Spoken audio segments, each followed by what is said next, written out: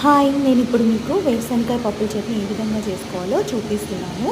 దీనికి కావాల్సిన ఇంగ్రీడియెంట్స్ వచ్చి ఆవాలు, జీలకర్ర, ధనియాలు, వేరుశనగకాయ పప్పులు, టమాటో, గ్రీన్ చిల్లీ, ఆనియన్, కొంచెం అంటే కొంచెం చింతపండు.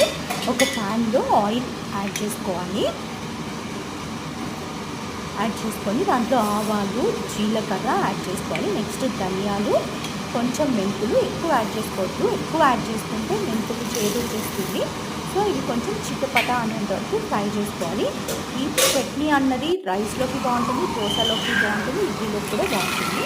అలాగే ఒక చిటపట అన్నాక వేరుశనగకాయ పప్పులు కూడా యాడ్ చేసుకొని మిక్స్ చేసుకోవాలి. కొంచెం మీడియం ఫ్లేమ్‌లో పెట్టుకొని యాడ్ చేసుకుంటే మనకు మంచిగా ఫ్రై అవుతుంది వేరుశనగకాయ పప్పులు. ఫ్రై అయిపోయిన తర్వాత కొంచెం గ్రీన్ చిల్లీస్ కూడా యాడ్ చేసుకోండి. నేను 11 యాడ్ చేశాను, కానీ నాకు సరిపోలేదండి. ఆ గ్రీన్ చిల్లీ స్పైస్ అన్నది, కారం అన్నది సరిపోలేదు. మీకు ఎంత కారం కావాలో అంతవరకు యాడ్ చేసుకొని ఇప్పుడు ఆ మిక్చర్ని తీసి పక్కన ఒక ప్లేట్లో పెట్టేసుకోండి. నెక్స్ట్ అదే ప్యాన్లో ఆయిల్ యాడ్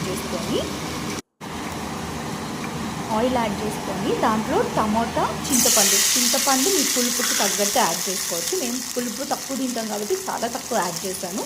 ఇవి కొంచెం బాగా ఫ్రై అయిపోవాలి, మగ్గిపోవాలి టమాటా, చింతపండు అన్నది.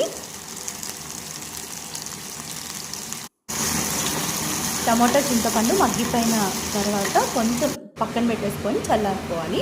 నెక్స్ట్ ఫస్ట్ మనం ప్రిపేర్ చేసుకున్నాం కదా ఆవాలు, జీలకర్ర వేసేటప్పుడు, అది ఫస్ట్ వేసుకొని మిక్సీ పట్టుకున్న తర్వాత చింతపండు, టమాటా కూడా వేసుకొని కచ్చాపచ్చాగా మిక్సీ పట్టుకోవాలి. మనకు కావాల్సినంత వాటర్ వేసుకొని మిక్సీ పట్టేసుకొని అది మరీ పేస్ట్ లాగా చేసుకోవద్దు. నాది కొంచెం పేస్ట్ అయిపోయింది. కొంచెం కచ్చాపచ్చాగా ఉండేలాగా చూసుకోండి. తర్వాత ఆనియన్స్ కూడా యాడ్ చేసేసుకొని మంచిగా మిక్స్ చేసేసుకొని తింటే నిజంగా రైస్లోకి చాలా బాగుంటుంది.